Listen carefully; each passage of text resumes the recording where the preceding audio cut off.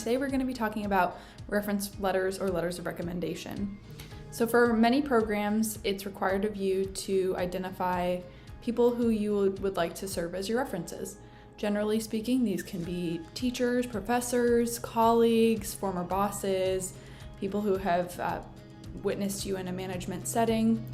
And the challenge with those is obviously they can really help to provide some further insight into the type of person that you are to your evaluators.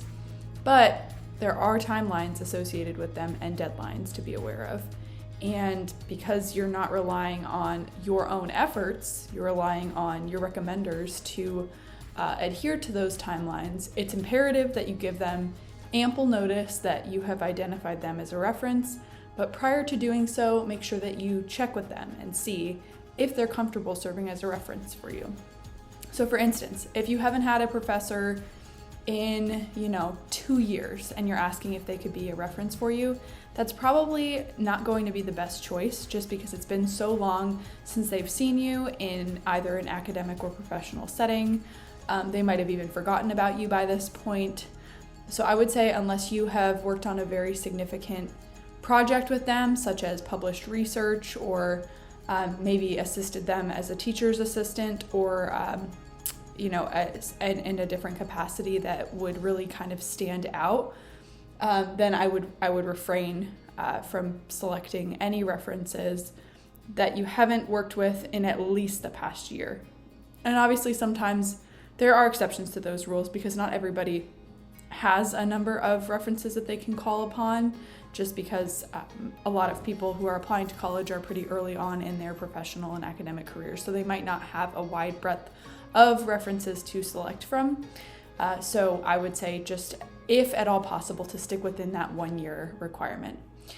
In addition, one thing that you want to do is you want to provide your references with a writing sample, your resume, any additional pieces of information about you that might help to kind of add some color to your application and to show them a little bit more about why they would be comfortable writing a reference for you. So, maybe they had you in a class, they enjoyed getting to have you as a student, but they kind of want to know more about what you've done and why you're applying to a particular academic program.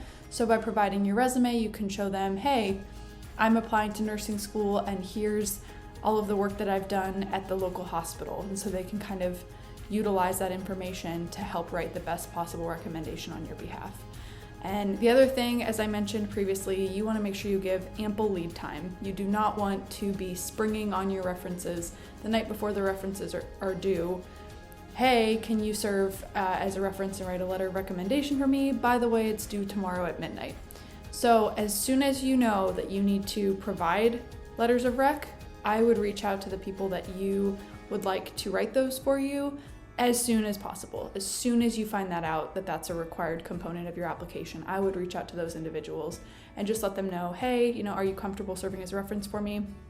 If so, you will be receiving a reference link from XYZ company. So if it's a company such as Skill Survey, you want to make sure that you notify your references to check their spam folders, their junk emails, and to search their email inboxes for the name of the reference company that you are working with. That way you don't accidentally lose those forms and then your references are unable to complete them, and then you are consequently unable to submit your application on time as a result. So yeah, the biggest tips would be to pick people who know you in multiple settings, ideally beyond just the academic setting. If you need to go with somebody who has only worked with you in an academic capacity, provide them with your resume, and just provide them with your resume in general. It's just good practice. Any relevant research or writing samples that you have that you can also include, you should try, if possible, to send those along as well. And also provide ample time in advance to make sure that your recommenders are on the same page as far as what they should be looking out for, whether they're receiving a phone call or an email, when they should expect to receive those calls or emails, and just kind of make sure that they are aware and abreast of any potential deadlines and processes that they would need to follow.